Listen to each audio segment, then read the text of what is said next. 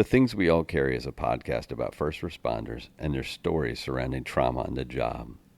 The intention of this podcast is to raise awareness and share meaningful conversation around a subject often viewed as taboo or simply ignored. Be aware this content may be graphic and it is real. It may not be suitable for children or adults triggered by this subject matter. This week I made some changes to the way I produce the show. Basically, for the longest time, well, not the longest time, the show's been active for about 2 years now, and in that entire 2-year span, I've used a service called Podbean, and that's a hosting site for podcasts. And I'm happy with it. It was a good service, but it didn't offer me some of the things I want to look to in the future. And so I took a look around at some of the things that were available to me, and I settled on Substack. And some of you have seen my posts and heard me talk about Substack. It's an interesting platform. It's web-based or phone-based or app-based, whatever you want to use. And it's a way of creators reaching audiences on multiple levels. And what I mean by that is I can use writing, I can use video, I can use podcasts, I can use newsletters. There's a multitude of things I can do with Substack that I couldn't do with anything else. And so I made a change, and that change was very simple. It just is an address change for how my show is delivered. And so I will put my show on Substack, and then they will push it out to all the other spots where you guys find the show. You can also get it on Substack, and it's very easy. Just put in thethingsweallcarry.substack.com. And you will find my page, and there's some things you can do. There's some interaction there. I send out emails when I do some writing or when I do a post, and a lot of you might not see those emails. So check your spam or check your junk drawers, because they're coming to you, but they're getting put in spam. And it's a great platform for just that, for getting exposure, for reaching you guys on numerous levels or with numerous tools. And I'm hoping to get some interaction on there, maybe get some guest voices, either video based or written, and start to share things that way. This weekend, I spent some time with my son at his place, and it was a long overdue visit. He had recently had another baby. He's destined to be a girl dad. So congratulations to him. But I hadn't met her yet. And so I went there to hang out for a night and to meet her and hang out with the rest of the family. And it's something I hadn't done in a while. And I hadn't done it in a while because of me. I made mistakes. I had withdrawn from them quite a bit. And it was something that I did thinking I was helping. And that sounds pitiful, but that's where my brain was at. And it was a mistake. And I think that's the important part about growth. And yeah, we always talk about growth, is admitting mistakes, learning from them, moving forward. I stepped away from them simply because I didn't want to force them to choose sides in a divorce. And that's so nearsighted, because there's a couple of assumptions there. Assumption being that they actually choose sides, and the assumption being that they didn't want me around, or it would be easier if I wasn't around. That's ridiculous. It's utterly ridiculous. And you can extrapolate that out to a decision what someone makes to talk about suicide. It's a ridiculous supposition to say people are better without me around. And that's basically what I did without committing an act. I said, no, people are better without me around. And I stayed away. That is so misguided and so wrong, to put it simply. And this weekend I was afforded a chance to spend some time with them and enjoy it, and actually, smile and relax and interact and kind of be amazed and a little bit of awe and wonder as I see these children grow and see my son and his wife grow as parents and adults and humans. And it struck me how big a mistake it was. But then it also hit me. It's like, it's okay. It's time to learn from it. and it's time to make some repairs and time to move forward and thrive with life.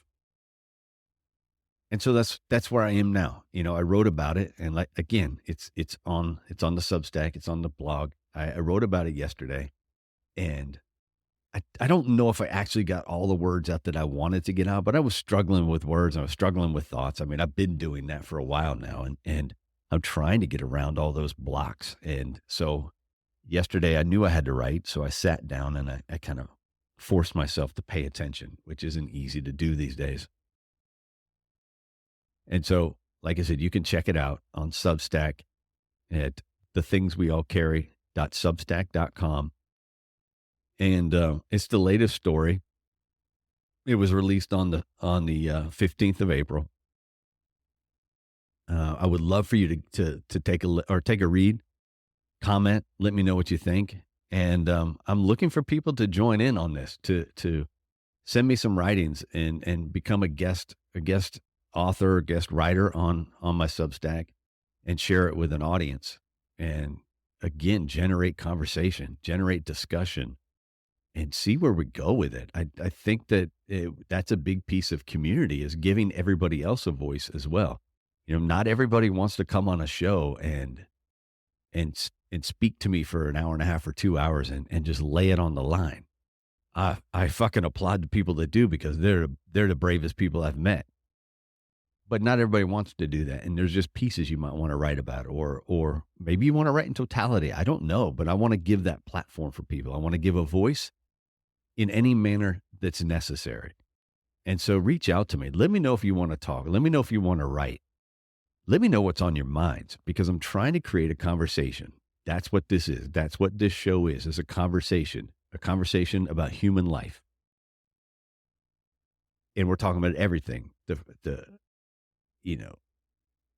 frailties, the successes, the failures, the emotion, everything. I want to talk about it. I want to share it. I want people to hear it. I want to hear the emotional, the sad, the laughter, everything. I want to include it all, because that's what we are. We're all of that stuff wrapped up into this, I don't know, this meat suit, basically. What we're walking around in isn't who we are. It's what's inside. It's that consciousness. It's that being. It's that mind of ours. That's who we are.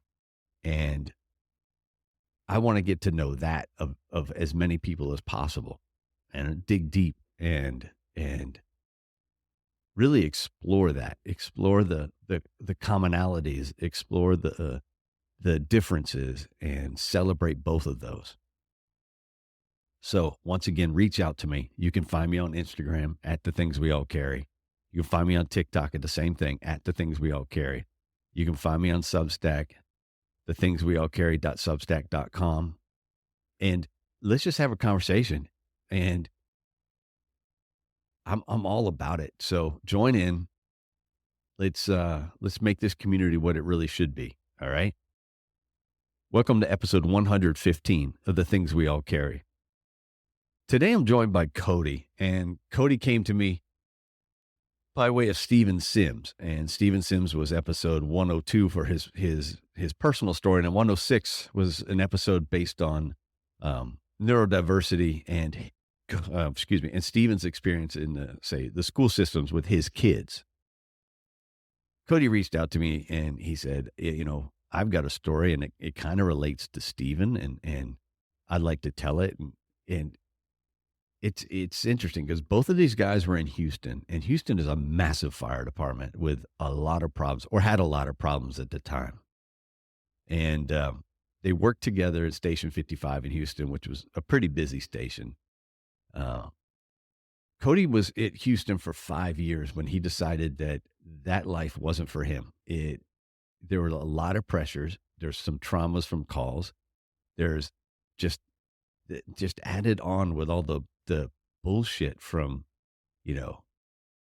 low pay, bad hours, bad administration, then, having to deal with the mayor, then having to deal with the fact that their pension was stolen out from under them, and it just vanished basically overnight. They were they were fooled, hoodwinked basically into working for a politician who got elected and then turned around and stole their pension out from under them. And so he and his wife had a conversation, can you do this for the X amount of years? And if you do it for X amount of more years, how much are you going to lose in this investment? And so they made a decision to move back to Colorado. And so he left Houston in 2019. And then he came to Colorado, and it was in healthcare for a while. Then COVID struck, and low man on the totem pole, he got fired when they didn't need services. And then he became a cop, and that's what he's doing. He's been a cop for the last 3 years. And he even talks about that at the end of the show, where he talks about an incident with a woman he had to make an arrest on who assaulted him. And it was one of those things that makes you think, what if? And it just sticks in your brain a little bit. And we get into brain mapping, which was a pretty cool conversation. And it's something that I haven't talked about much on this show, but it's definitely an option out there for people. And he talks about it a little bit, and we need to do some more research in it, and then maybe see if anybody else has done it, and have a better conversation about it, or not better. That's not the right word. Have a deeper conversation about it and see where we go with that. Cody's also a husband and a father of 3. And I want to make sure that these men and women are acknowledged. Again, I'll go back to the fact that we are humans working as a firefighter, humans working as a cop, humans as a military member. But outside of that, what's that personal life? What are those successes in our personal life? Being a husband and a father is definitely a success. And Cody has worked hard. Cody and his wife have worked hard to maintain that marriage, and they should be proud of what they've done to keep that going. So I want you guys to sit back, take a listen to Cody, reach out to me, let me know what you think, share the episode, share the Substack, and get out there and enjoy the days. Do something for yourself, unless that pollen is killing you like it's killing me. And what I'll be doing is hibernating and staying away from it. So, guys, enjoy the show. A quick reminder to please help us build a community which not only recognizes but supports each other through the struggles and recovery. Reach out through Instagram at The Things We All Carry, or email mystory@thethingsweallcarry.com to offer support and share your story. Please remember to leave a review on iTunes and give a shout out to any first responder you know, love, or care about. Y'all enjoyed the show. Remember, we can edit anything and everything out if you have issues with something. No problem. So, if you're ready, I think you can try to make a somewhat intelligent conversation and see where we go with it. How about that? Yes, sir. All right. Well, welcome back to The Things We All Carry. Today, I'm sitting down with Cody. Cody's joining me from Colorado, and he's been a police officer out there for the last 3 years. Correct, Cody? Yes, sir. And before that, Cody worked in Houston. He was part of Houston Fire. He worked with Steven Sims, who you can find on episodes 102 and 106. And that's how we learned of the show, from Steven. And he left Houston in December of 2019 after 5 years with Houston Fire. And really, most importantly, and I keep I don't want to shortchange these men and women, but most importantly, he's a husband and a father of 3. And I just want to welcome them to the show. And how you doing today, Cody? I'm doing great, man. I really appreciate you having me on, and glad to be here. No, appreciation is all mine. I still blows me away that people want to come on and be guests and join me for an hour and a half or so of their day. So I appreciate it. Yeah. So what was the last song you listened to? Let's get that out of the way first. All right. So I had to go look it up this morning, actually thinking about it, because I'm not really big on, I like music, but I don't listen to it a bunch. So I'm mostly listening to podcasts or reading books. So my last one that I can remember hearing is called Love Somebody. It's by a band called Friendship, but there's no D in it. It's like FREN. Okay. And Vegas, when we were just there last week, it was at one of the plays was blaring, and for whatever reason, it just got kind of looped into my brain. And so I put my phone and went, well, I need to have that. Oh, I've never heard the song. I've never heard of the group, so I'll have to look it up. I'm in the same boat. I'd never heard it before that. So, Well, tell me a little bit about yourself. Where did you grow up?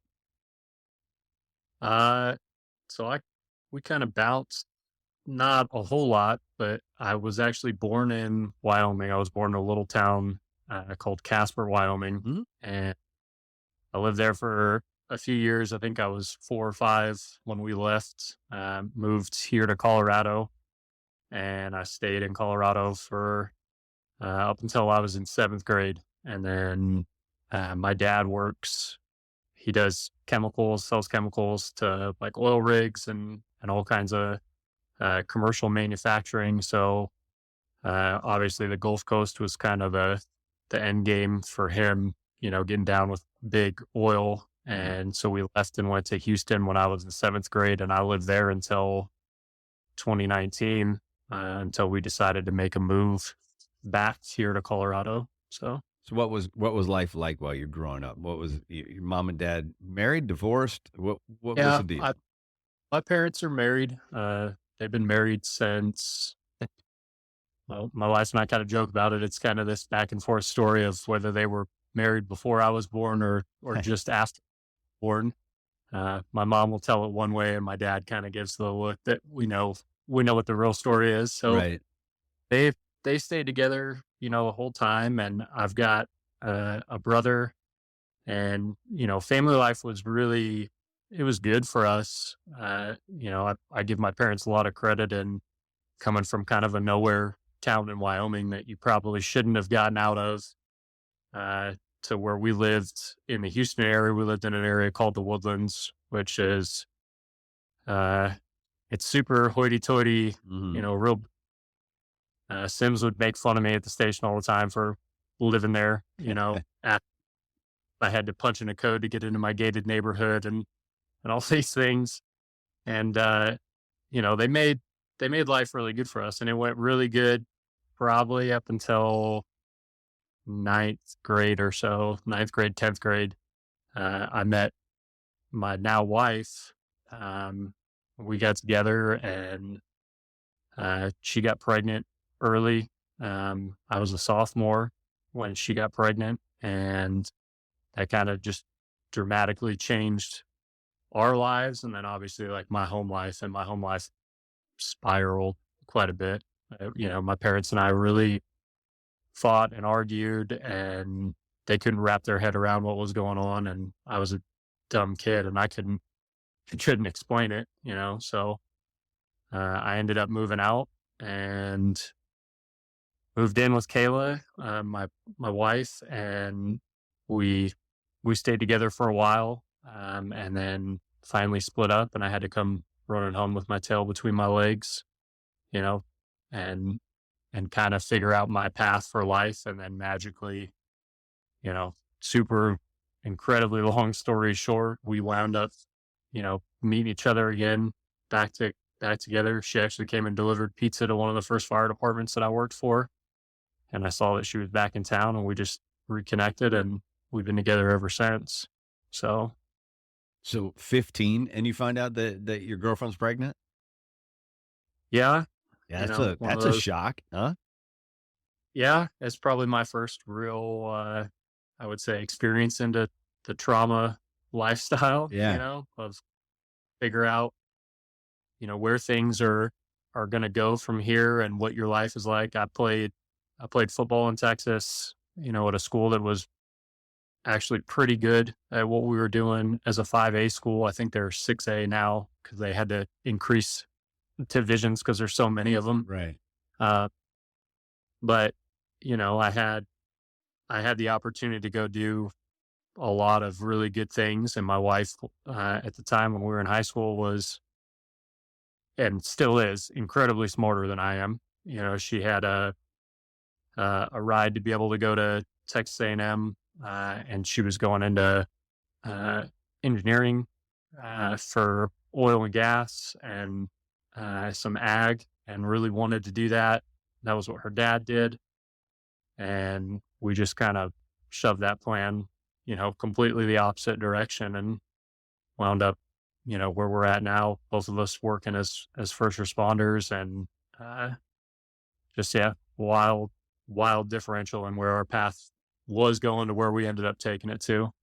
So you find out at 15 and you have that split with your parents, you move in with her, you have to come back, kind of tuck your tail a little bit, right? You have to kind of eat crow, I'd imagine. Oh yeah. And Yeah. It, go ahead. no, you're good. Go for it. You know, it's one of those things, and we talk about it, with guys throughout the career time that I had at the fire station when they would go through all these, relationships and they'd start making really dumb decisions and stuff that we would see. Obviously, nobody's 15, Right. but or even at 18, 19, 20-year-old kids, we're trying to instill, just like we are with any of our, whether it's knowledge of ropes or ladders or whatever, you're trying to give them some guidance and push them forward. And I got lucky enough to be able to have that life lesson so early on that I had to do a lot of growing up really fast, and really push myself in ways that I didn't think I was going to be able to. And I will give 1,000% credit to my wife, for what she's done in pushing me to get where I am, because I wouldn't be in the fire service without her. Uh, yeah, I had to come home and, listen to my parents go through their shtick about, how they didn't like her and how they knew it wasn't going to work out and all the things. And I tried to do a bunch of odd end jobs and just, running the typical, 18 to 20-year-old lifestyle of just being Yeah. worthless. And, I got lucky enough. Was working as a caddy at the golf course that they do the Houston Open at, and loved golf. I'd been doing that, most of my childhood, and met a guy there that worked as a volunteer fireman, and he kind of talked to me a little bit about it, and it, like, something just peaked in me. It was like a click that I went, that sounds unreal. And I had always had this dream, going to school, that I was going to go be a doctor, because my uncle was a cancer doctor, oncologist, hematologist, and he wanted just to do amazing work there. And he ended up himself never smoked, never dipped, never did anything like that. He ends up getting cancer and died from throat and lung cancer. And so that's what I wanted to do. When I found out I probably wasn't smart enough to go to med school and finish and do all that, right? I found this calling in the fire service where I could do firework that was awesome, and it was, high adrenaline, amazing stuff. And then I got to practice medicine too, and I got to legitimately have an opportunity to help people. That was all that I needed. Once I got into it, I loved it. And then fortunately, when my wife and I got back together, she really kind of pushed me into this. What are you doing with your life? Like, you can't keep going on making 50, $75 a shift. Right. Like, that's not life. And so she pushed me to go to fire school, and I got to go to fire school with a bunch of guys from Houston that taught at the academy. And that just drove me down that road of that's where I want to be at, right? I want to be with the big guys. You realize that department's third largest department in the country. And that's one of the questions I was going to ask you. I was going to ask you, because I don't know if Steven and I really covered it well in his shows, like just how large Houston Fire is. Yeah, it's wild. So we've got, they've got 96 stations there. It's a 4,000 member department, just on the fire side. They've got their own heavy rescue division. They've got a marine division because of the port. We've got a wildland division because of interstate mutual aid contracts. They've got 2 international airports that they cover, and known as, if you go ask guys around the country at trainings, known as one of the most aggressive interior attack departments in the nation, which, for good or for bad, right? We've had some line of duty deaths that you can argue one way or the other whether that's contributed to it. But our tactics down there are, we're not standing outside. We're not squirting water through windows. We're we're getting in and we're getting after it. And multiple chiefs, including Brusini back in the day, said, "Man, if I'm ever stuck, Houston Fire is who I want coming because I know you guys will be coming through the door. There's no way, no ifs, ands, or buts about it. You'll be there."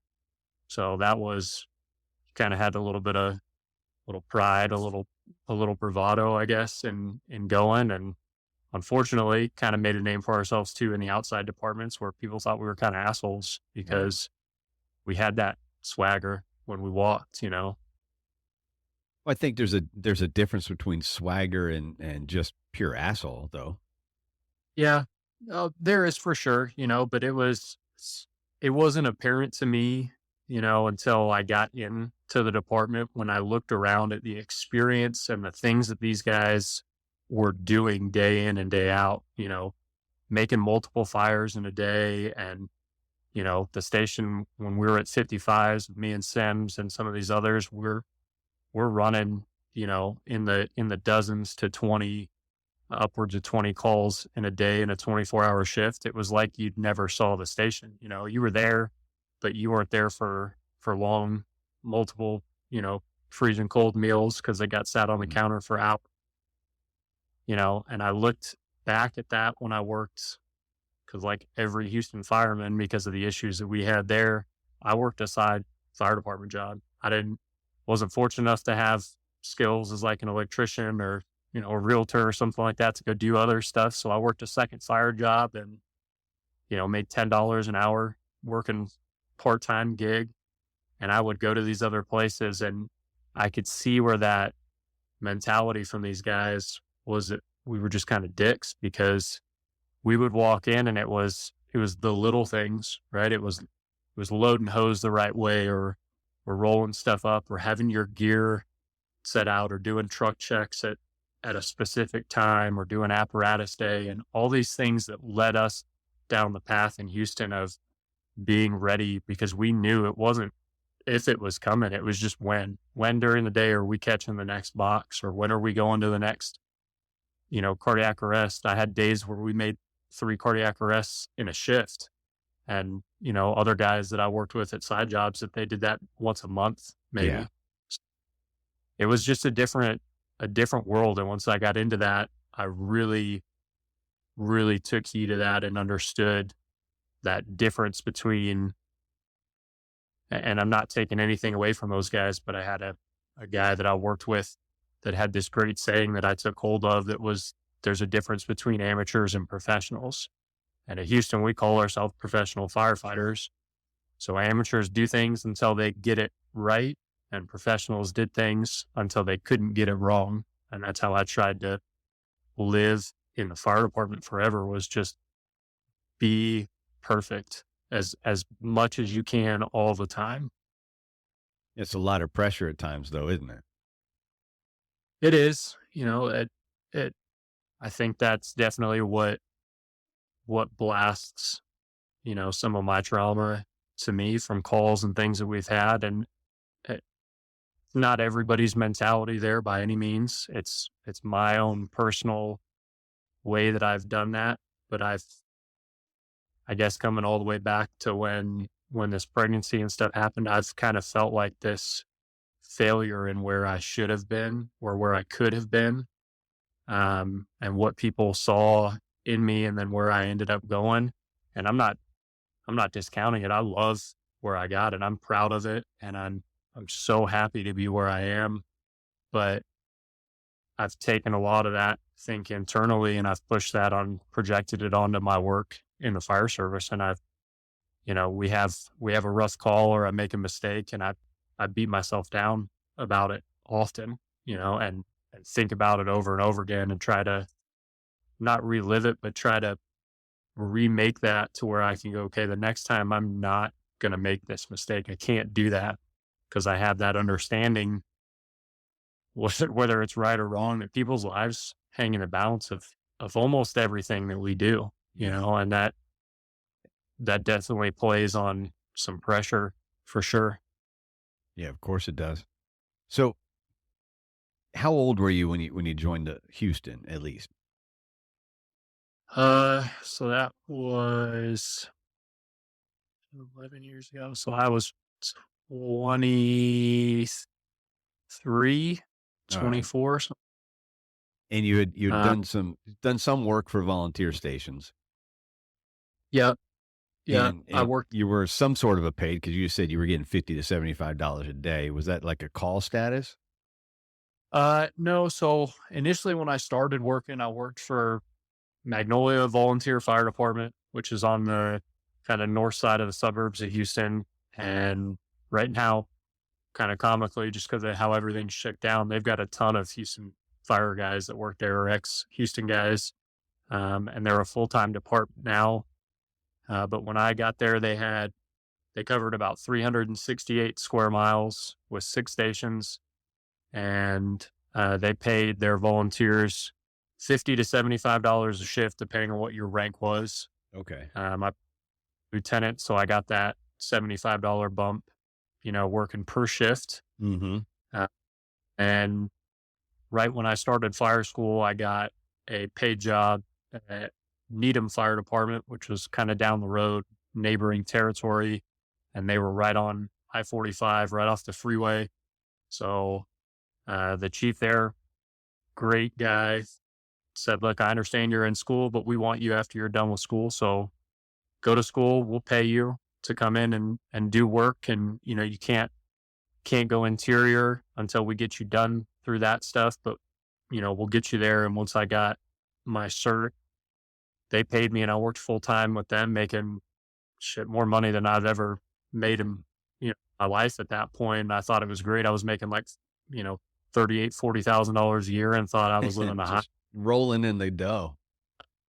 and I did that and applied with Houston 3 different times to get in, because they knew from the gate when they hired me that that was my goal, and they supported that. Or one of our assistant chiefs worked on the hazmat team in Houston, and pushed everybody, if they wanted to go do that they would, they weren't going to dog you out and take you off the schedule or anything. They were going to help support.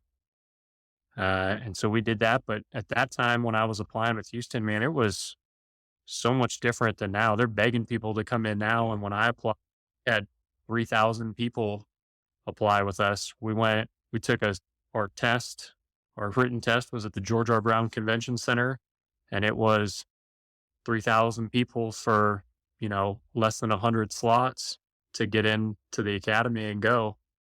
And it was like another buildup of that pressure of going, I can't mess this up, and I scored really well on every test. And the first year I couldn't complete the physical part. I failed my run. Right. I did all the other physical fine, but that timed run, man, I'm tall and lanky. I'm 6'3", and I don't weigh, 170, 180 pounds, and I look like a runner, but my body is not built for that.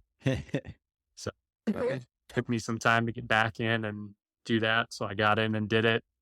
Then they changed the college hours, so I got all the way through everything the next time and didn't have enough college credit to get in at the end. So I got bounced out of that process, and then I came back a third time with everything squared away, and thankfully, got in and got my dream job. Yeah, it's funny that you mentioned that because, like you said, Houston's the third largest in the country, and it's a massive department. And I know they've had their internal, how do we put the logistical problems? Yeah, To put that's it a lot. I don't know. Let's just put it that way. And maybe we can get into that later. But still, people, there are still people that want to fight fire, and they do go to these large departments because that's where that tradition and that glory and that that you're running multiple fires possibly in a day still. But to find out that it still hits a department like Houston where people aren't signing up the way they were, it just means it's endemic across the board. It is for sure. I mean, we saw that, saw it in Detroit, before I got hired in Houston. I've kept every letter that I put in, hoping that one day, my son doesn't say he wants to get into the fire service, and not because I don't want him there, but I think like most firemen do, I keep telling him, look, dude, I want you to work a job that you don't have to beat yourself down over. Like, Right. I'm not an office job or anything like that, but go make the money and go do the things where you're not having to work, every other day, every month, and and do these things. And there's so many great things about the fire service, but I don't want to have to see him do that because I know he's got more in him. And so I kept all these letters just to kind of show him where and how hard it was even just to get that job. And I've got stacks and stacks of them. And, and we saw that at that time period where Detroit's fire department looked like it was falling to pieces. They had equipment issues and apparatus issues. And I applied and actually got hired with New Orleans Fire Department right before Hurricane Katrina hit. And thankfully, I didn't get on with that department, and not because I didn't want to, because I would have loved it and I respect them so highly. But right after that, they had their huge pension woes Right. and, so many apparatus issues after that storm where, New York City had to donate apparatus to them to get them back on their feet. And so, yeah, I mean, you're right. The funny thing is that people look at these big departments and they think that is like the gravy train. It's like grass is greener always when you're looking at these places.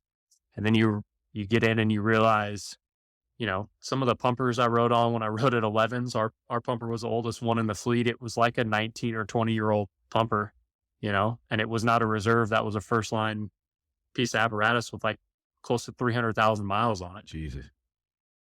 It's, we've had our struggles there for sure. And they're working through that stuff, but especially in a place that's that large, it's not like a small department where if you have that struggle, you could replace a fleet and replace personnel and, and chiefs at the top, and things really take a change with that many people and that many stations.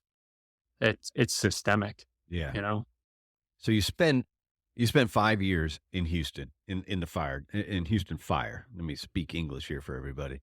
Uh, how do those 5 years go for you? How do they progress? What do you like? What do you bring out of it? What are some of those memories? Some of those things that affected you profoundly?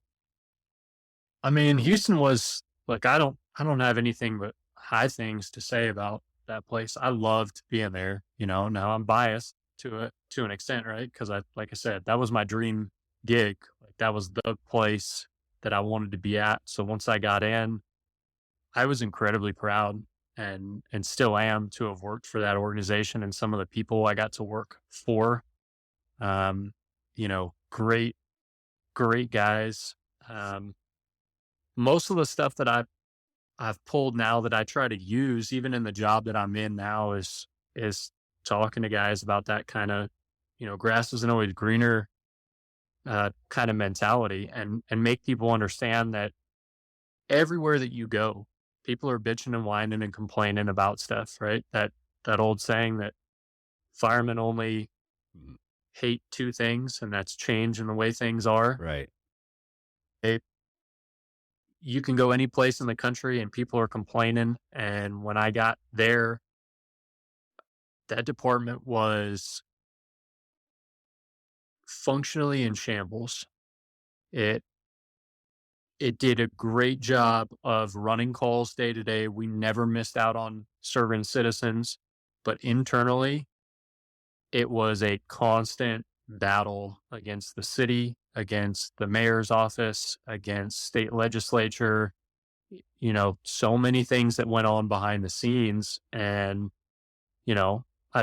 I took a lot of that home. I also took a lot of really, really nasty calls home, but I guess let me jump back. The way that it started is, right, so we get in and I'm already certified. So Houston has what's called a fast track academy for certified firemen already. Mm-hmm. So you've already passed the state test. You're working as a professional fireman already. They give you a 3-month academy basically, and it is nothing really more than we're going to learn HFD's way Right. of doing. And we're still going to go over air packs and stuff like that, but we're just going to get way more in depth than you've ever been in your life, because we want you to really get an understanding of this, really get that professional sense of how you should be. And then when we got done, Houston ranks everybody based on your written scores and then secondarily on your physical scores. So I rank really high on my written scores, and my physical, I'm kind of like mid of the pack, and I'm one of the older guys that's there anyway. Most of these guys are 18, 19 years old. They're fresh off the boat. And so I rank mid, and I've been working for a while. So I'm like, all right, I'm not going to go to like crazy, crazy busy house. I'm going to try to get somewhere that I'm going to make some runs, but like, I really just want to learn my job. Uh, and we've got guys that are picking hot houses, they're going to 55s, they're going to 51s. And I end up going, my number comes up and they're like, "Hey, Tweety, it's your turn." And I walk up to the board and they've got a whiteboard just piled down with stations and how many vacancies there are. And I go to pick a station and I circle a station and I get told, "Yeah, that's not going to work." I'm like, "That's where my spot." And I got told, "No, you've already been chosen." And I was like, "Say what?" Well, because of where I worked before, my old job at Needham, I had basically the entire D shift from one of the rescue stations that I worked with for years, for 5 years or so. And they pulled some strings and I went to 11s on the D shift. And 11s is not a super hot house, but it's decent. And they have the rescue truck, or one of our 3 rescue trucks there. So I got in and I'm on probation time for a year there. And my first day, you know, I've been around the block for a minute. I know what's going on, right? So I'm going to show these guys and I'm going to show up. Our shift starts at 6 and I'm there at about 4:30 in the morning. Right. And I'm like, I'm going to get my gear set up. I'm going to go make coffee. I'm going to make sure the kitchen is immaculate. I'm going to do all the things I'm in. And I set my gear down at the truck.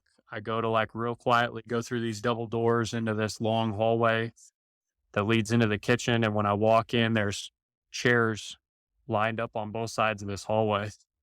And I'm like, okay. And my thought was like, that must be where they put them at night, when they sweep them off and whatever. And I get down to like where the captain's room is. And my captain at the time opens the door and goes, "Where the fuck have you been?" I was like, "What?" And he's like, "Your shift starts at 6. Why are you just now getting here?" And I'm like, "Captain, it's like 4:30, 4:40 at this point in the morning." I'm like, "I thought I was going to be first here." And he goes, "No, we've been waiting." And here comes everybody from the hallways, right? And they all sit down in the chairs and it's all the guys on the D shift that I know. And they knew some secrets about me and my wife had genuinely obliged them by providing some pictures of me back in the day from when I modeled.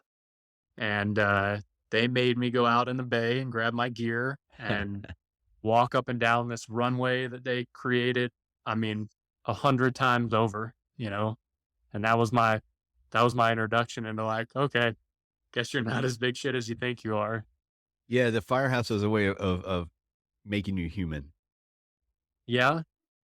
And I wasn't pouty about it at all. I was like, okay, touche, you guys got me. I'm going to keep going, doing my work. And I finally got told later on, they were like, "Be glad you weren't the last dude that came here." He was a flight attendant before this. So as long as it wasn't a cardiac arrest or they'd pull out onto the pad. He'd have to stand up in the back and give this speech about the exits and where they were going. And they chalked it up as, everything's you gotta have like a point to what you're doing. There can be some hazing, but they'd go, "Oh, well, he's learning territory because he's given us the route we're going to take and how much time it's going to take us to get there." I'm like, "Get the fuck out of here." So, I did that. And then, that first year was, I think, fairly typical to everybody. We've got guidelines and stuff we're reading, taking probationary tests. And, unfortunately in HFD, we've got an ass ton of guidelines, something like 6 or 7,000 pages worth of madness that you're memorizing, and all of our guidelines, because our department civil service were exactly like our promotional tests. It was word for word in your guideline, but they would change a word Right. in there, change shall to will, and you'd have to know that, and be able to pick up those little inconsistencies to score high on those tests. And my first kind of interaction into understanding how it was going to be, for my career and how stressful this was going to be was, and we did it at 55s. I've got a picture of what Sims wrote on the board at 55s, but I had it at 11s where they wrote up on the whiteboard at my district house at District 7, listed all the rookies that were in the district that were going to take phase test that day, and said, if you don't score 90 or above, get the fuck out. Yeah. And okay, and they knew before I got back to the station. The whole district knew what your scores were. You'd get ridiculed for not scoring high enough, and so I got through that, and it was kind of one of these things. It was pass the academy or you're fired. And in that academy, it was, here's 3 runs that you have to make, and every run is a different time, and it's lower and lower and lower every time, down to like 11:07 for a mile and a half. And if you couldn't make that, you were out. Mm-hmm. And I thought that was bullshit. And we lost 3 guys at our academy. And then we get out onto probation, and it was pass all your phase tests, X percentage or better, or you're fired. We lose 2 more going through that, which I understand. Then we go to paramedic school because we're forced into paramedic school. We basically signed on the dotted line that said, we'll come in, but we're going to medic school, and we know how that goes. So you go to paramedic school, and it's pass paramedic school or you're fired because you're not contract. And then we get to national registry, and it's pass national registry your first attempt or you're fired, because Houston is not giving you 3 attempts that everybody else gets. And I think by the time we got dwindled down, we had lost, I think, close to 10 out of my initial class by the time we were done with paramedic school. And we go do credentialing for almost a year. So you're going out to hospitals, working, in the Texas Medical Center, which is our #1 medical center in the country for the amount of hospitals in a geographic area. We've got 2 level 1s down there. So you're working at those level 1 trauma centers, and we're seeing everything. And then you're turning around and you're getting assigned different houses on the medic unit. And before you could get off the EMS unit, the medic and the medic chauffeur had to sign off on you to the administration. And their sign off was literally paperwork that said that they were willing to allow you to practice medicine on any member of their family, and that you were competent. And so that was a huge shock to me when I didn't just have to prove that I was smart enough to pass this test. I didn't make very many mistakes on the road. It was like, no, I'd let you go work on my wife. If she was the one that was laying here, I would trust you with that. So like I said, it's just it's that buildup of stress over and over and over. And that was kind of the point where my wife had started to see me, I guess, change. She told me, they used Sims' word as kind of being an asshole all the time, because I was overworked, I was underpaid, I was under a ton of stress. Yeah. That was a year in to the department, and I was getting crushed, underweight already. So that entrance there was truly trial by fire. No ways about it. You were either going to make the grade or you weren't. And if you weren't, we didn't care. There's 3,000 other guys waiting in the wings to take that spot, and they're big. You mentioned that whole first year and how stressful it was and how it was affecting you, and your wife was already noticing it, and you don't even mention calls.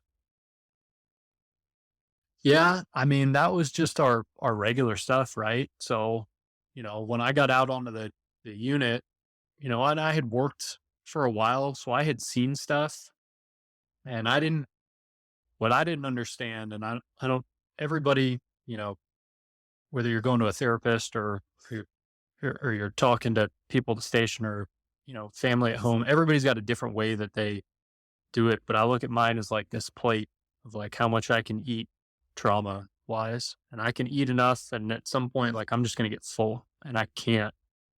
And I thought I had a good handle on it. When I worked at Needham, I've, I've got this kid that I can still see his face, bright orange hair.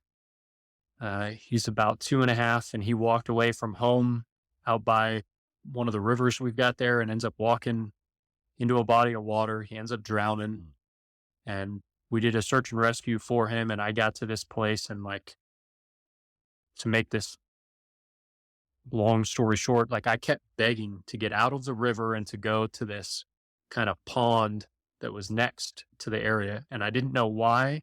I had no understanding of like what was going on, but said, I want to go search this area because I'm 100% positive that this is where this kid is. And we never got authorization to do that. I stayed in a wetsuit doing a search for about 7 hours. And when I got done with that 7 hours, we hadn't found that kid. And a DPS helicopter found him the next morning in that pond on a thermal scan. And that I felt like I dealt with that. I was like, okay, this kid was already dead. There was nothing you could do. It was just a matter of giving him back to his family. And I wanted to make that happen. Yeah. But I thought, okay, well, there's nothing here that you can do. So you just kind of set that on the plate and you set it aside, and I go to Houston and we're making, shootings. We're making stabbings. We're doing cardiac arrests. I had a cardiac arrest of a really, really small infant child, Christmas Day, 6 a.m., first call out of the day. I get to work and I'm like, well, I'm a husband. I've got kids. Grab my charger. I've got a profound sense of, what that's like to be involved with your children and how important Christmas Day is. I'm at the station another year gone that we're doing Christmas a day earlier, 2 days earlier, whatever. And my wife calls me and says, hey, I hope you have a good shift. And I'm like, oh yeah, I'm sure it'll be, fairly busy, but Christmas tends to, die down the calls. Yeah. First call we get is pediatric cardiac arrest. And we make it. And that kid is very, very equivalent to what one of my littlest kiddos is size wise. And I had to come in, and the engine crew that's there, they're doing good work. But they are hammering this kid's chest, as fast as you could, probably close to 200 beats a minute. They're just slamming him. And I had to pick that kid up in my hands. And it was like, it's one of the first times that I can remember holding not a CPR dummy, one of those infant dummies. And it was a change into, this is a real lifeless body. And I've got mom screaming over my ear to save my child. And, and we did that. Kid ends up not making it. And, we go through the normal process of how things are going for her for the rest of the day and get the PD out there and they start doing their investigation and we leave. And, it's 7:30 in the morning and it's like no time to mourn, no time to do anything. It's get your ass back on the rig, get back on the street and go to work because there are other calls. There's other stuff to do. And I made 3 other cardiac arrests that day. Fortunately, no more of them were infants, but that's supposed to be a great day, for a large majority of the population. People that observe that holiday think that day is amazing. And for 4 families, that was their worst day ever. Yeah. And it was like, stack that stuff on a plate. And, I got all the way down through a bunch of this stuff, made a shooting where we had 4 guys get shot. It was right around the corner from the station. My first day at 55s on the medic unit, uh, as an intern, going through that first year, trying to get my runs in and do all my things. And we make the corner and there's a dude laying in the front yard with gunshot wounds and he's deceased. We walk in the front door. There's two guys in the hallway deceased. And then we've got one in the back bedroom that's deceased.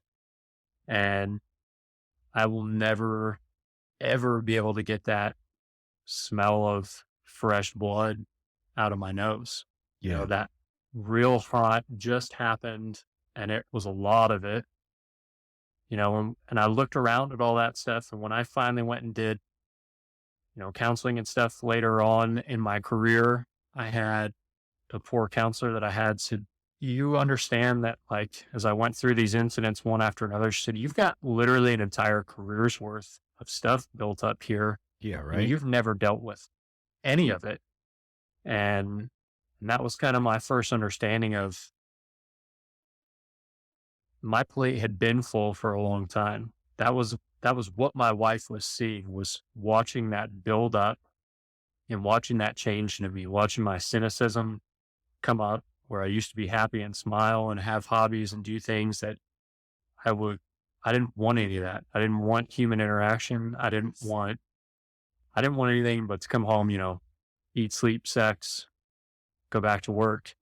And it was detrimental to everything, to my kids' lives, to our relationship. It was rough, and then not to beat that dead horse, but you pile on then all of the other stuff, right? All of our apparatus issues in the city, our fights with the state legislature, with the mayor's office, no pay raises, our pension gets taken away, like all these things, they add up real quick. And all your regular trauma, like my plate was wildly overflowing very quickly.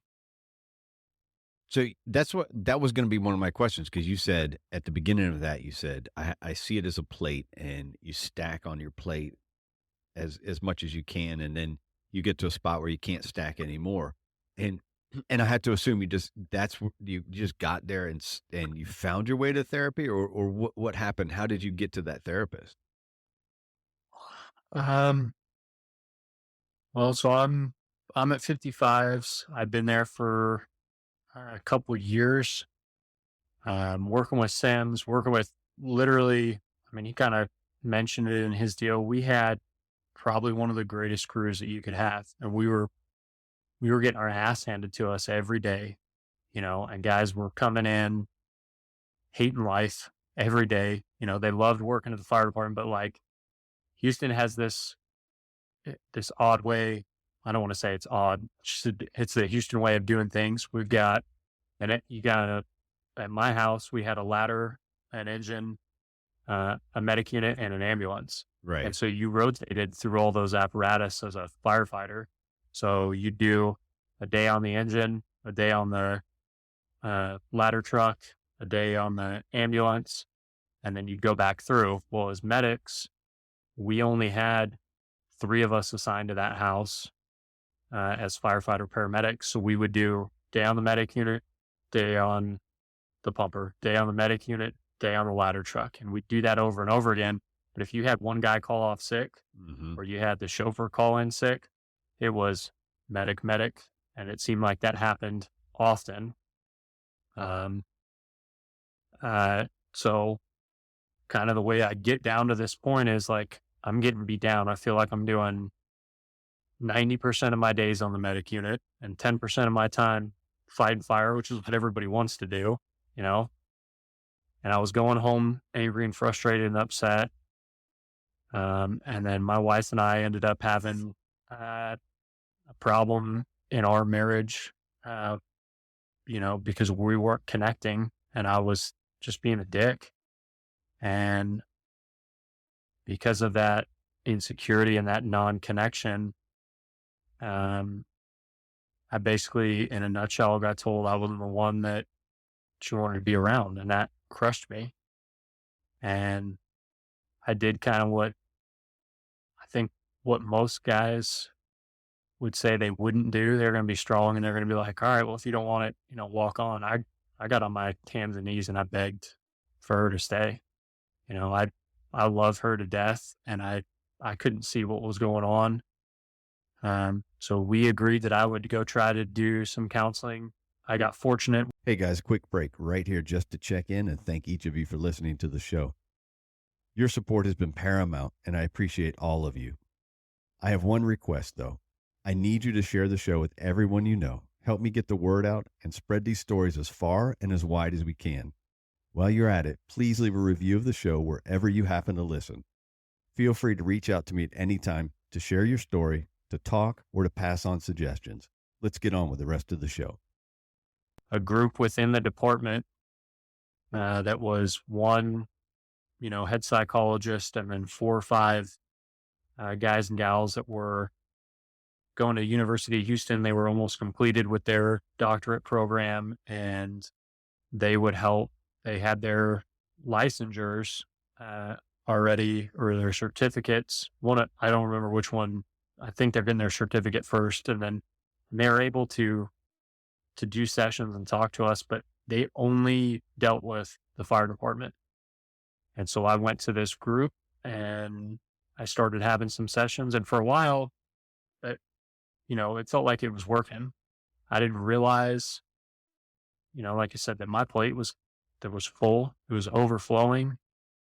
I did some talk therapy. I did a bunch of writing. I did all these different techniques of things, and I felt like I got to a better place. And we start really working our relationship out. And then right on the heels of that is when Houston's new mayor gets elected, and everything for us changed. Our pension got, I guess the nice way to say is, it got swiped out from under our feet. Yeah, basically, it got stolen. Yeah. Yeah. Fuck yeah. Nice. Forget the nice way to say it. It got stolen from you guys.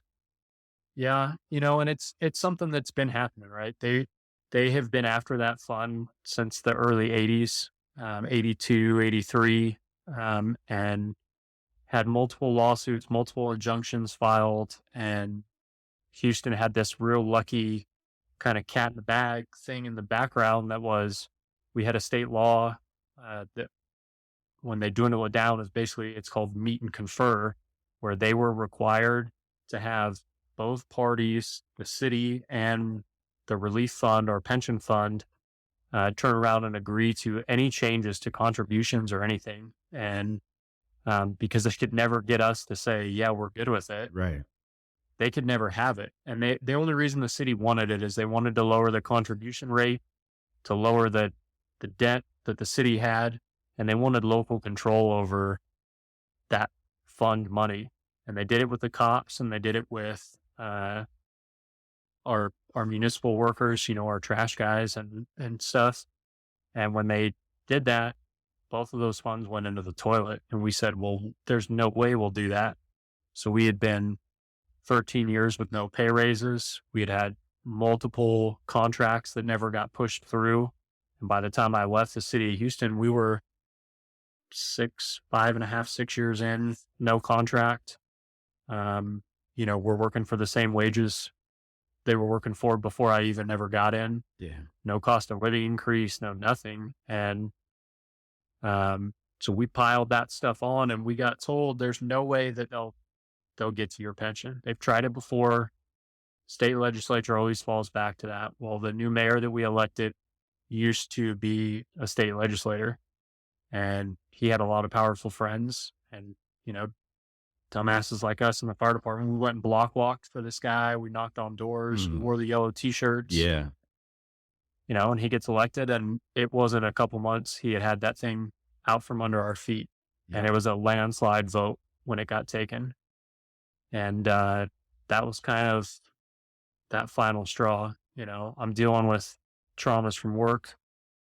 I'm having problems in my marriage. I've had every bit of what I thought I was going to work for the next, 20 years taken from me. And we kind of hit this wall.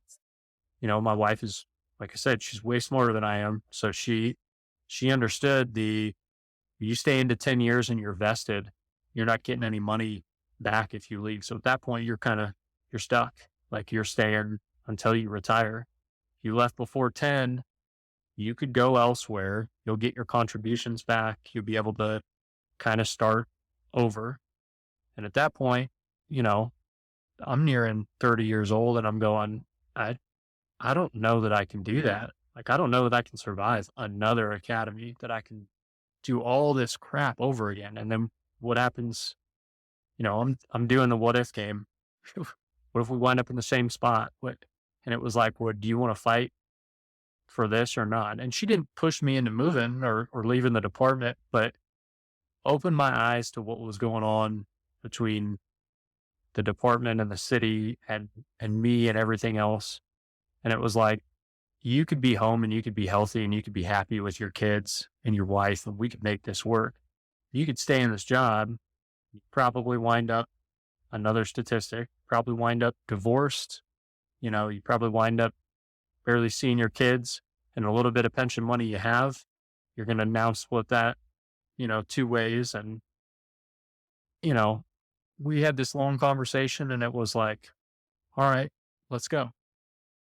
So I ended up leaving, and that was one of the hardest days in my entire life. I was excited about new prospects and all that stuff, but I had to walk in and I had to sign a resignation form. Yeah. And that the chief is supposed to have exit interviews with everybody. And I walked in and didn't realize how bad the problem was in the city. When I walked in to go resign, the administrative assistant that was there said, "Did you make an appointment?" I said, "To fucking quit?" And she goes, "Yeah."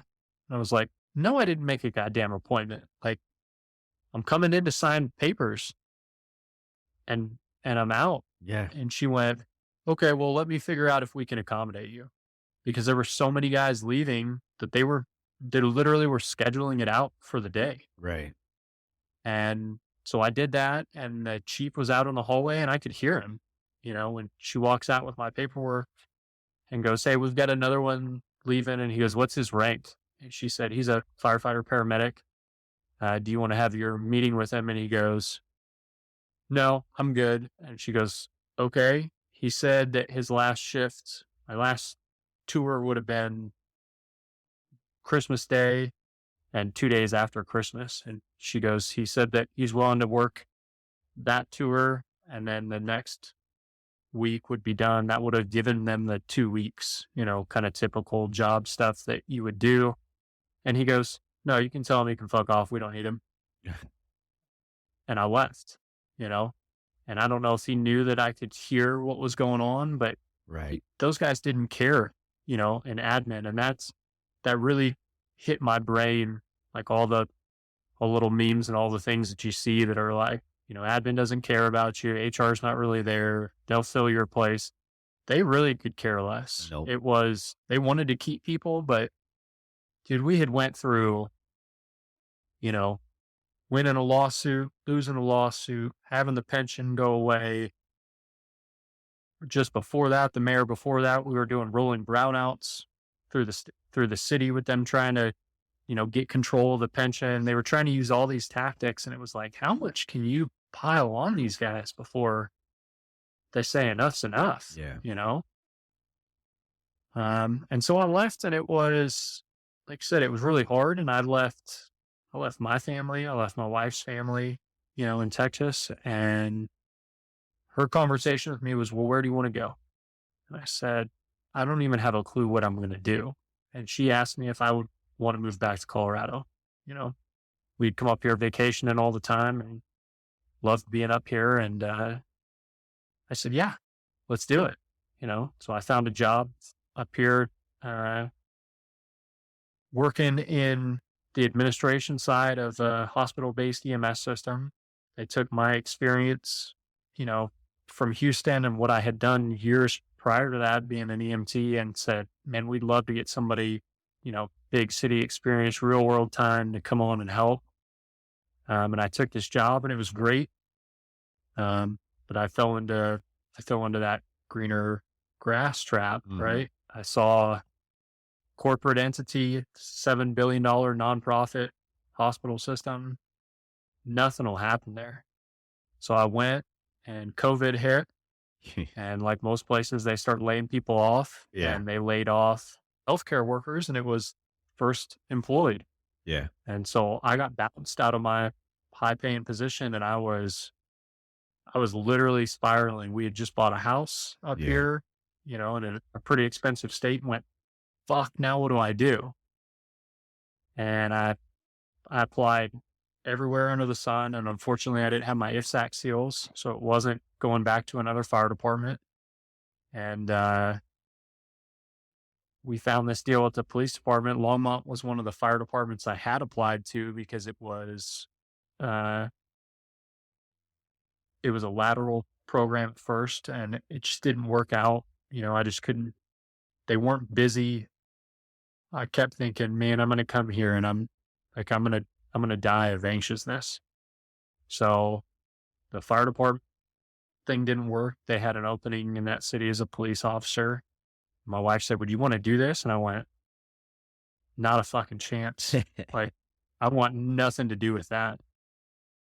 She kind of talked me through, what was there, and their pay rate was really well, and they had a good retirement. And here in this state, our pension fund is a state-run fund, Right. where like every police department, every fire department is all together in it. So the chances that it goes away it's there, but it's not like it was in Houston. And I said, okay. So I applied and thought, there's 0 chance I'll get hired. Like, I'll appease her.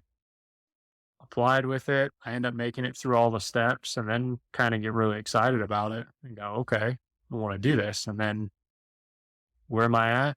I'm right where I said I didn't want to be. I'm going back to an academy, and not one that I know that I can pass. At least with the fire department, I fucking know how to roll hose. I know how to Right. breathe on air. I don't know. I know a lot about guns because I'm from Texas.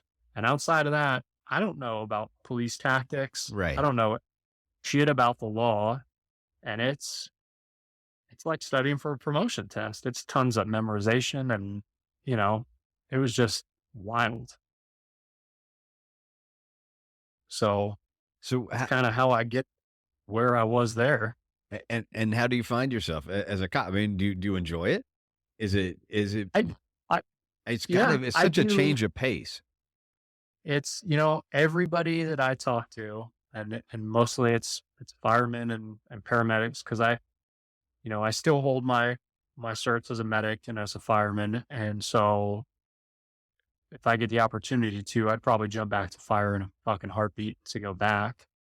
But because I hold those certs, I still get to teach classes, and I still get to do all these awesome things. And every time I talk to somebody, it's the same phrase, like, oh, you jumped over to the dark side. Why the hell did you Yeah. do that? Normally we see it the other way. It's Right. usually cops wanting to be real heroes. And, I like the police department. It is still exactly what the fire department gave to you. It's the opportunity to serve. It Mhm. is the opportunity to legitimately make a difference in your community if you want to. And it's a challenge. It's not like I felt like I started getting in a comfort role in the fire department, which is when I needed to promote, because I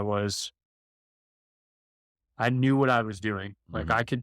I could run through most scenes with my eyes closed. I knew the drugs. I knew if we were going to this fairly bread and butter fire, I knew how we were going to fight it.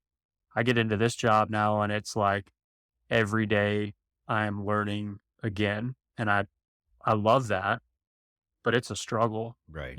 It's a struggle kind of going back to, and I hate using the word that everybody hates now, but I'm back to being a retard again. Like, I don't know my ass from a hole in the ground on most stuff. I'm Right. having to look things up. I'm having to make really tough decisions in split seconds. And Colorado it's a challenging state to be a police officer in. The state of policing in itself is challenging right now, the way the world is. Colorado's made it very difficult. We don't have qualified immunity up here anymore. So you do something wrong, even if it's within policy, the city can't back you. They can't get you out of it. You can lose your job. You could lose your house. You could go to jail. People we're not playing around with it anymore. And so that's made it challenging, I guess, for my wife, for us, talking about, do we put our house in a trust? Do we do this to where our protections lie? Right. And then it's not like the fire department. We do training at the fire station all the time on duty. You get tons of it.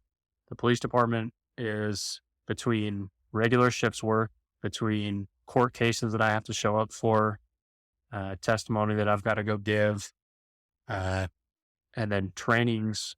All of our trainings are off duty. So I'm chewing up off duty days for 8-10 hours a day. I may do firearms one day, but the next training, maybe 10 hours of in classroom, PowerPoint you to death. And it's made it rough, but I do enjoy it.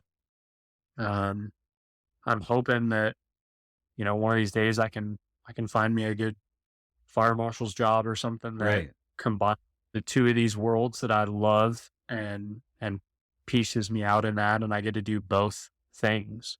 I don't have enough experience as a cop to go, so that I know what I'm doing there. But with my fire knowledge, I could go back, maybe to Texas and do that, which is kind of the hope and the dream. So we'll see where that plays out. But yeah. Are you active in therapy now or still, or what's the deal there? And how are you dealing with the stuff you're seeing as a cop? So, and that's where I was going to go. So, I wasn't doing a whole lot, I had felt like I had completed enough before we left.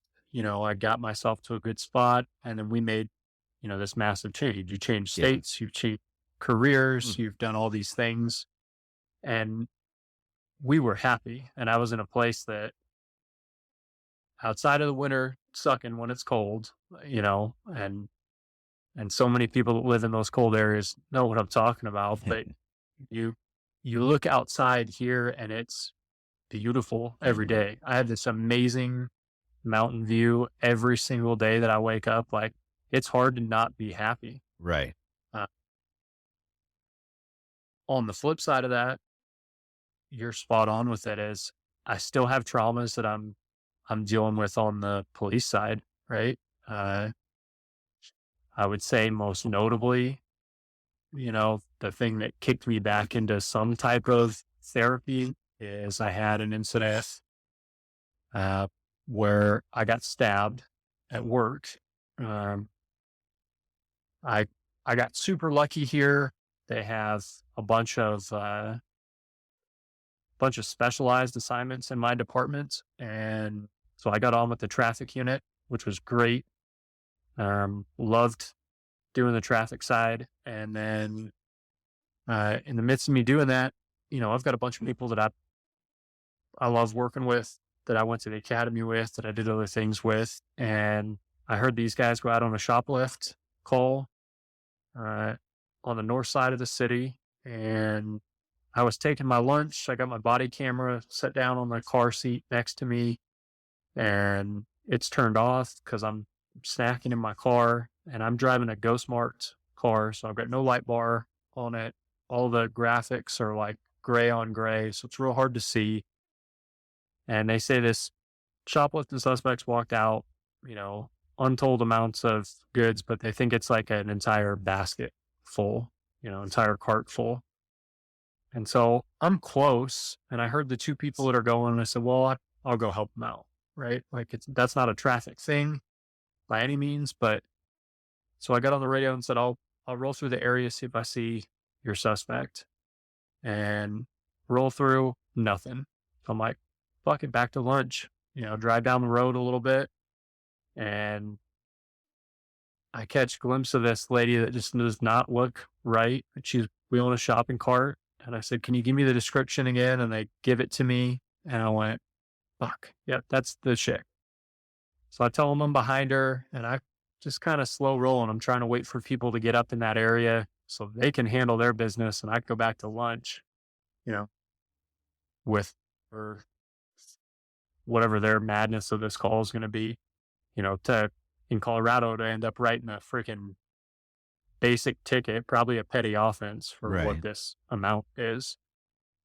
And I kind of got in behind this chick, getting ready to pull down a side street, and she locks eyes with me and she fucking takes off. And I went, all right, well, here we go, right? Pick my body camera up and throw it on, and out the door I went, and I go running after her. And like I talked about before, it's one of these things that now I've reviewed in my head like 300 million times. I got within about 3 feet of her, shouting commands at her, and she went into the left side of her and came out like this.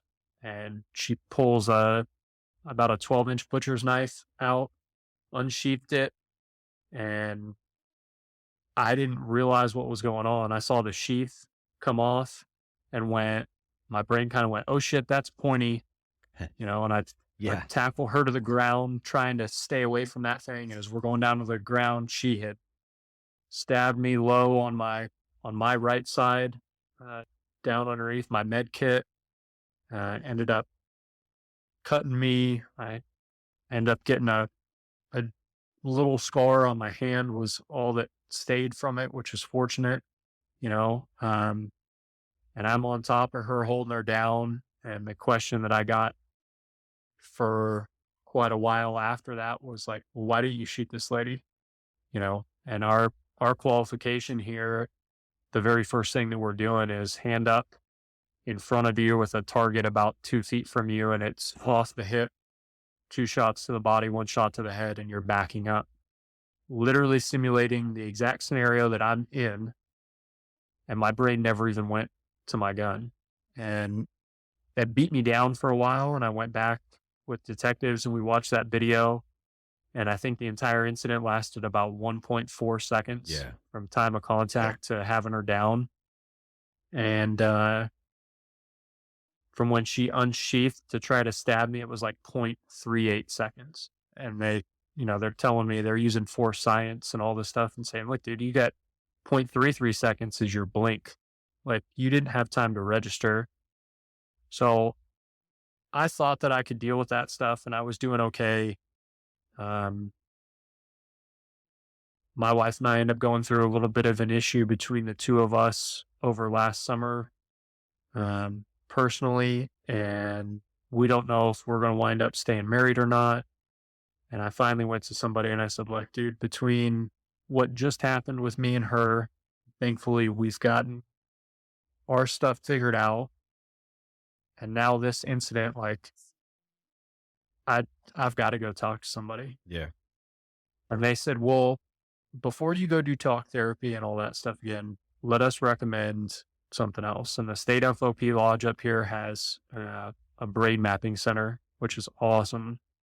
And they basically throw this cap on you, and they take, easiest way to describe it is kind of like a EKG of your brainwave activity. And they do it when you're active, when you got your eyes open, and then they do one when your eyes are closed, no ambient noise, nothing going on.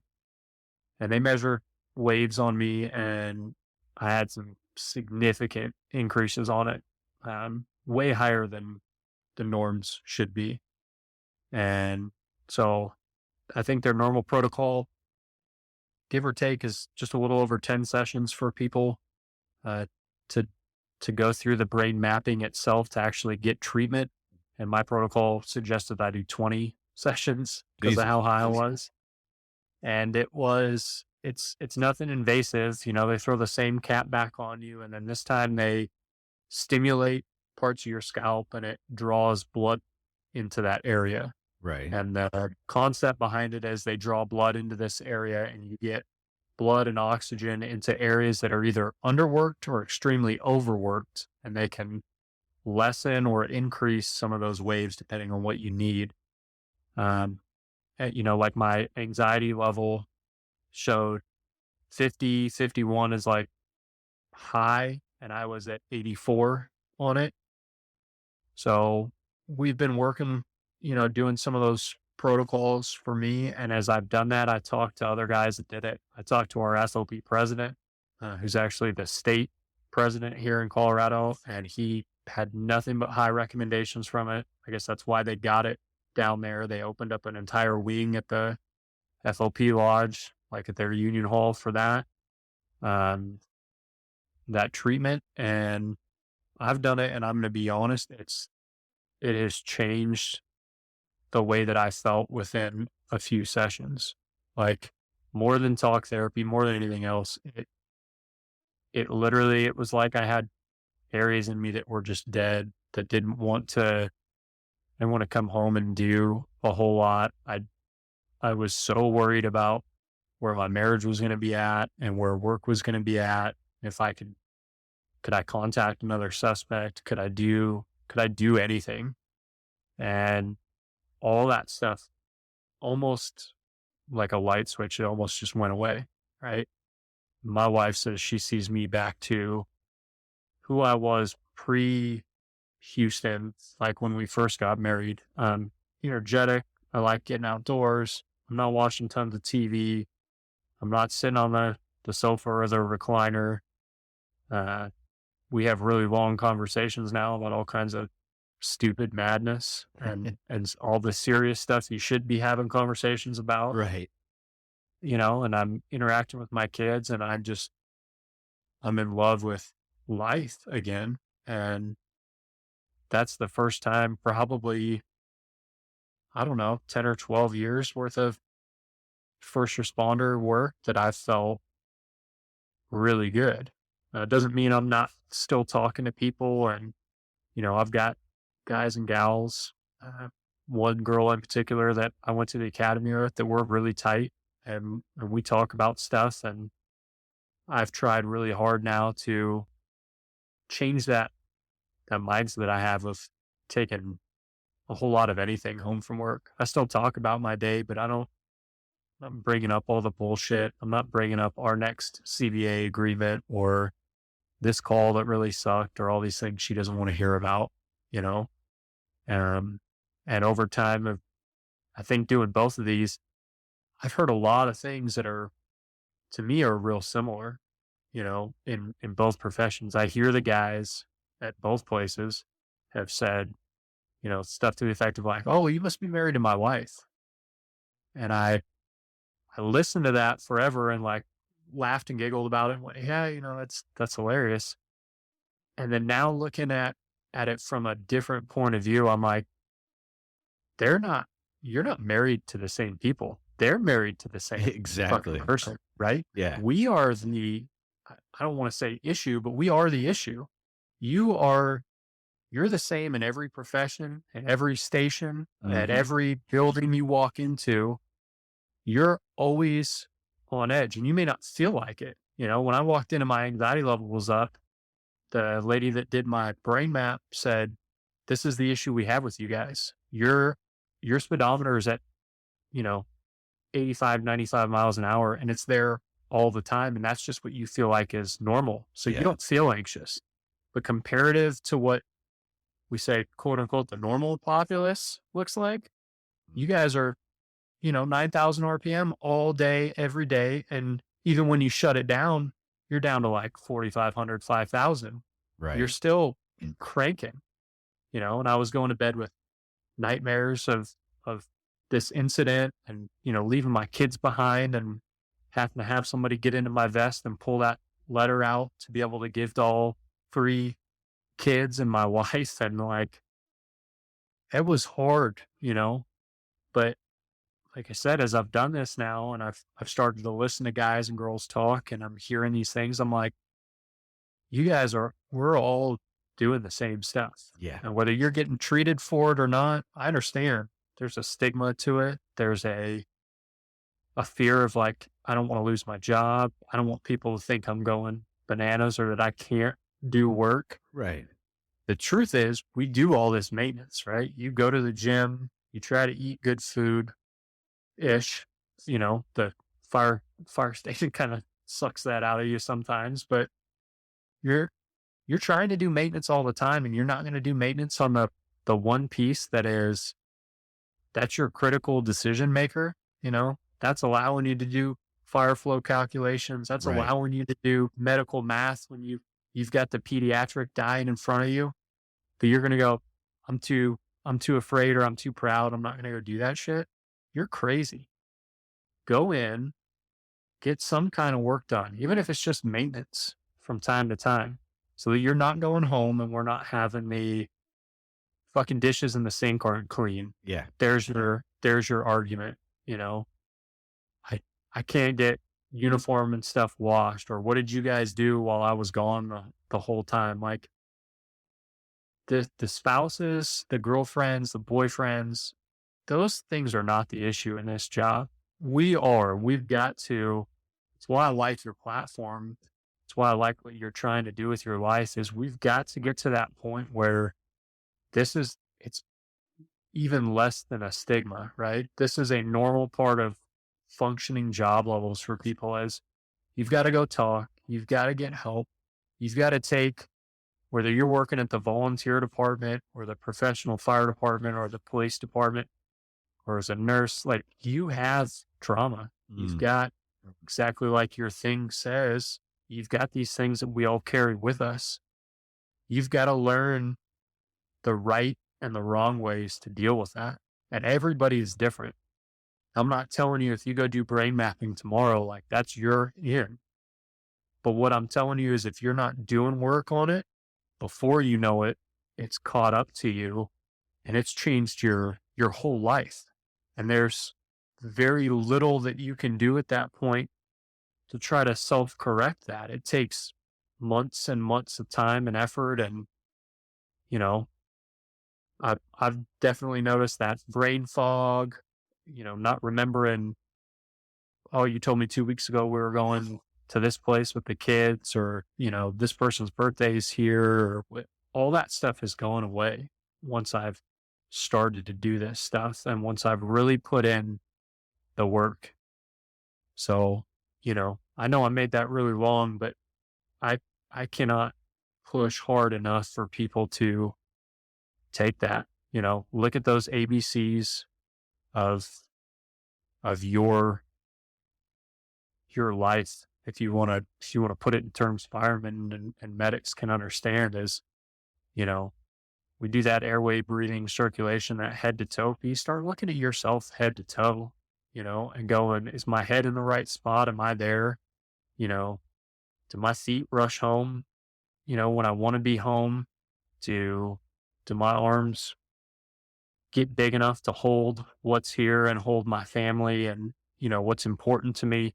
You got to make those decisions, because I think Lionel Richie said this great quote that I've kept for a while now, is this: his dad told him, he's out on tour doing all these things. He said, go home and enjoy home while you can, because home's not always going to be there. And he kind of asked questions about it. And dad didn't mean like this stuff will all go away, but none of that stuff is the same. My kids aren't getting any younger. My house is not the same house today as it was yesterday. And if I miss that stuff, if I'm not going to those games, if I'm not having conversations with my wife, and I'm not enjoying time at home, before long, that stuff's over with, and I can't go back to that. So, I think you got to enjoy this ride while you have it, at the department and outside of the department. You got to do them both. It's an equal balance, and it sucks trying to balance it, but it's necessary. You mentioned the brain fog, and I think that people discount that a bit. The forgetting times, forgetting dates, forgetting appointments, for whatever it is, and it is such a reaction to what we go through in multiple layers. I mean, we lose sleep, and so that creates a brain fog, and then we have trauma, so that creates a brain fog, and then you stack. Well, we talked about stacking your plate full of traumas. You stack those things on top of each other, and it just increases all those symptoms. 100%. And I mean, and you nailed it. If you eliminated one piece of that pie, let's say you were able to go, I'll never go on another traumatic call again. And the department goes, gotcha, dude. We'll set you aside. You go to pulling cats out of sewer holes and stuff, and it's totally fine for you.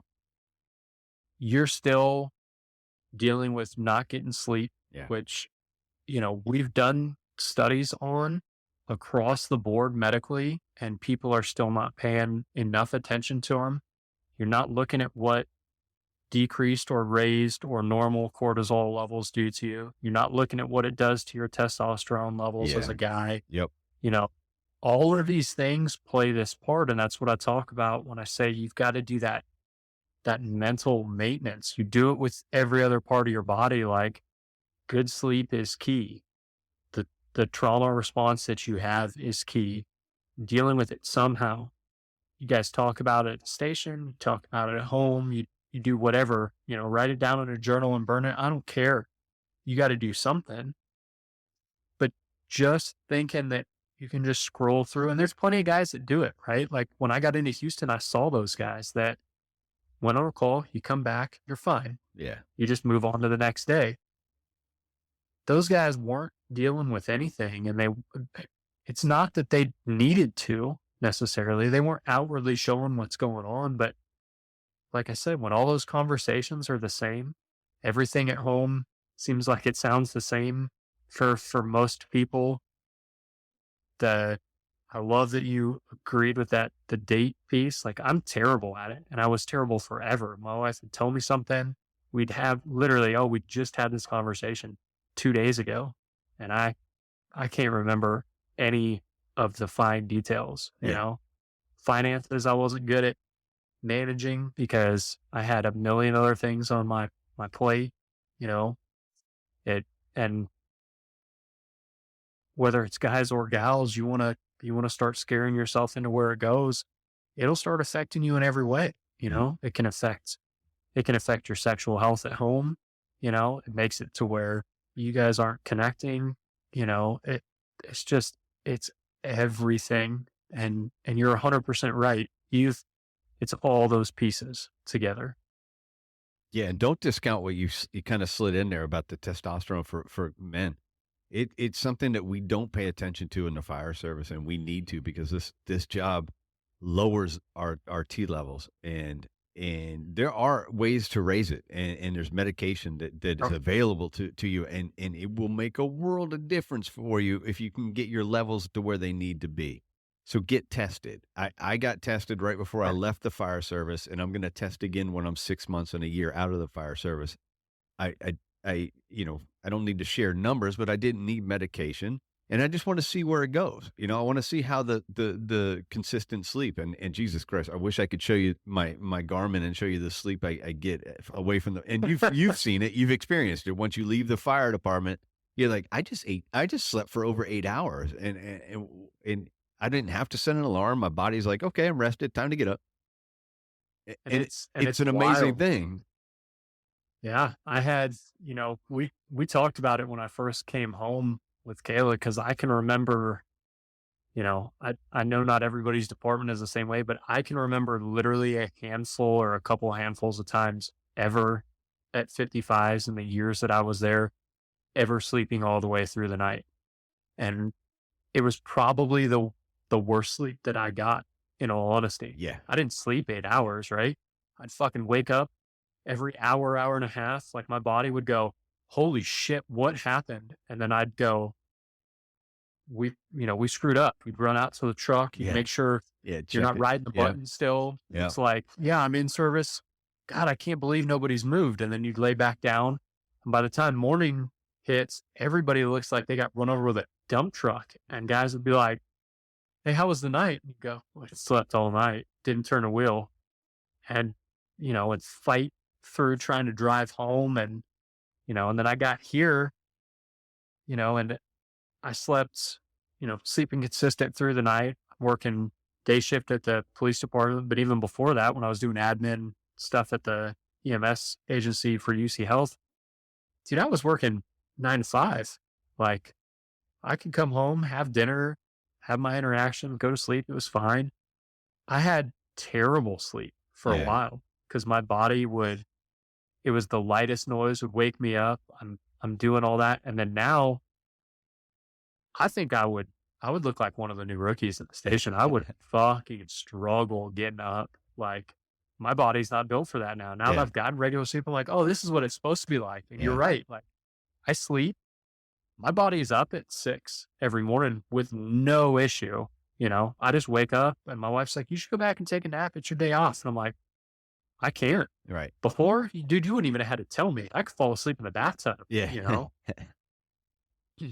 Yeah. It is amazing. And I guess I haven't stressed it much, but it's something I've mentioned a couple times is that testosterone testing. We as males in the fire department, in the fire service, you need to do it. It should be part of your yearly physical. They should be tracking it as well because they would Yep. know the true toll that the job takes on a body.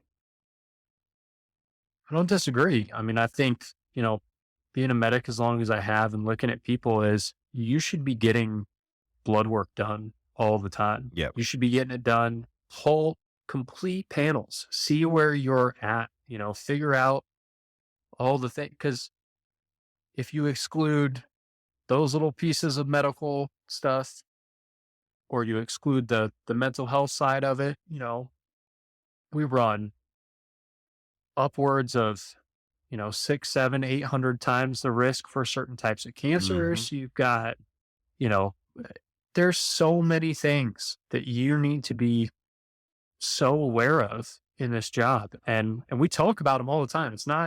None of these things are secrets. It's not like info that you're throwing out right now. People are going, holy shit, I've never heard that before. Right. You hear it all the time, but you're not doing anything about it. No.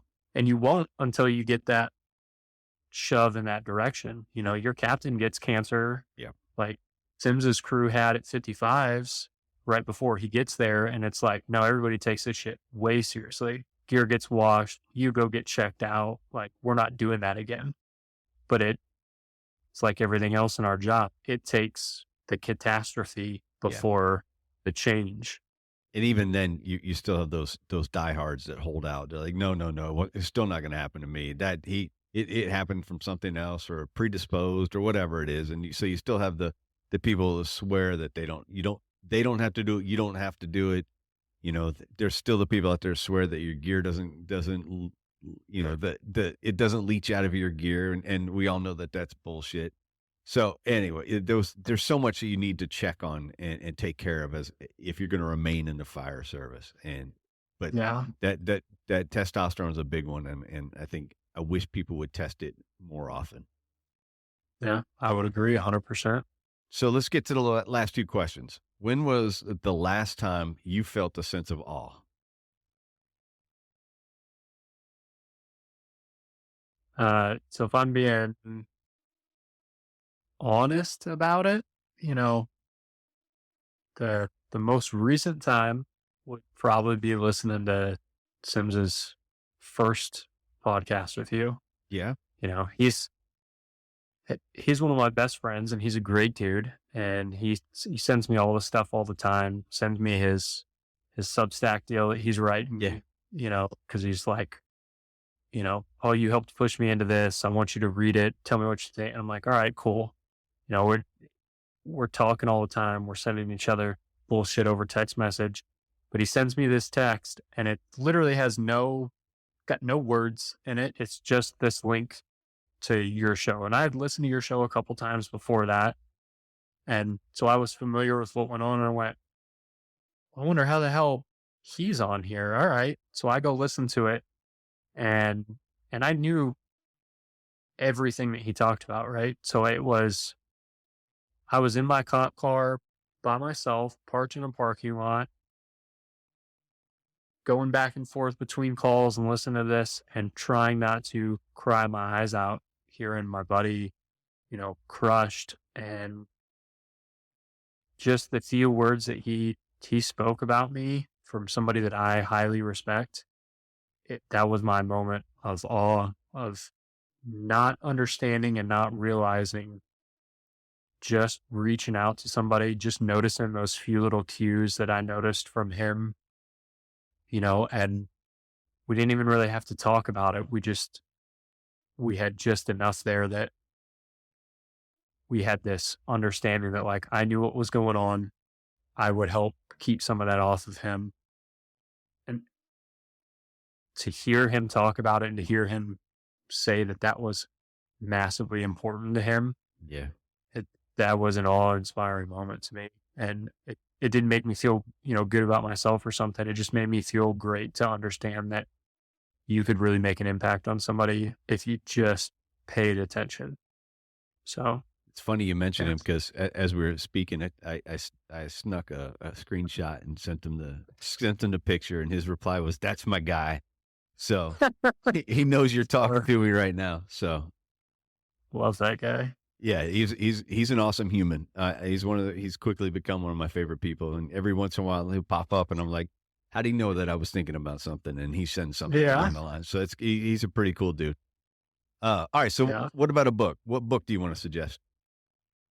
So the one I'm reading right now, actually, I'm just a giant history nerd. I love history, which I think is why I like Sim's new little Substack thing that he's doing, Yeah. because it's just like this fictional history piece. But I'm big into like World War II history and all this stuff. And my wife takes me around to the thrift shop. She found this Bulwark of the Republic, Okay. and it's a biography of the Constitution. Mm-hmm.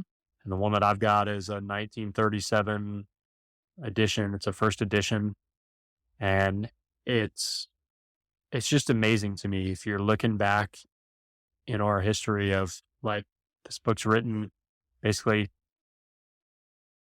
make your argument one way or the other when World War II really kicks off when Japan invades China, and look at the wording and the way that these things are going, talking about how they just came out of the Great War. And, it's amazing reading this stuff and then going, you guys don't even know what's coming. Yeah. Right. We know we have that fortunate. So Exactly.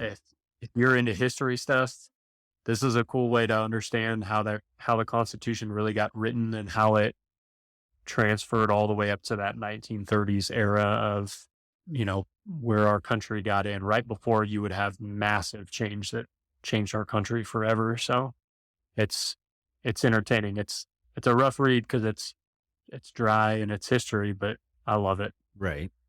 Well, do you have Apple TV? I do, yeah. Have you watched Masters of the Air yet? I haven't. I've done everything else. I've done Band of Brothers and the Pacific, and all that work, and I've seen every freaking documentary you could see, and I haven't got myself to the point.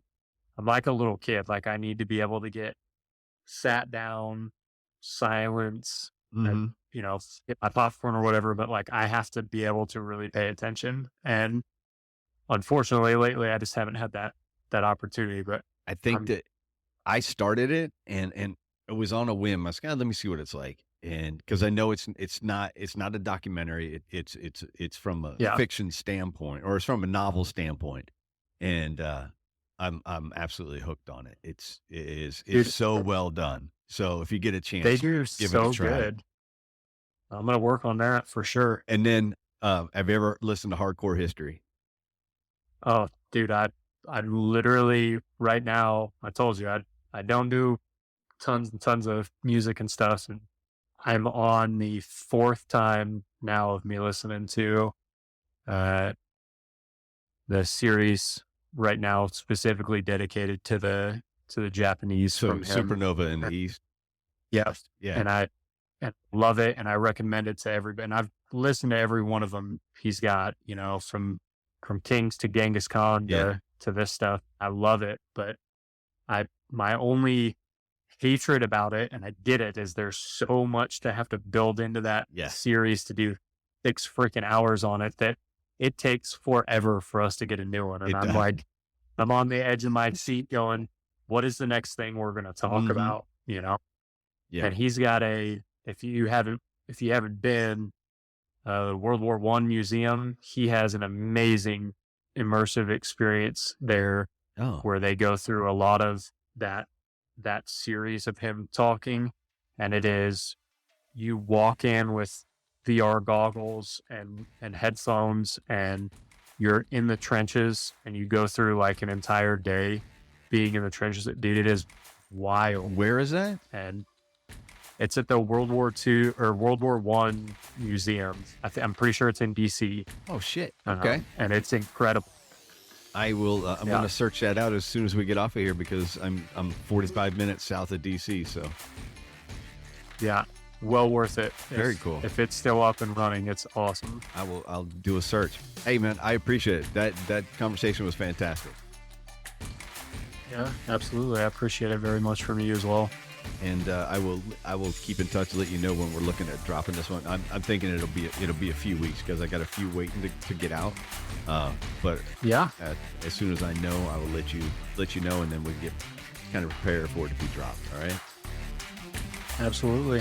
All right, man. Well, go out there and enjoy the rest of your day in Colorado. Enjoy it, and stay in touch. Absolutely, I'll do that, Star. All right, man. Take care. We're out. Thanks for listening to another episode of The Things We All Carry. Head over to the website, thethingsweallcarry.com, for show notes, resources, and to sign up for the newsletter. Until next week, take care of yourselves and remember to check in on each other.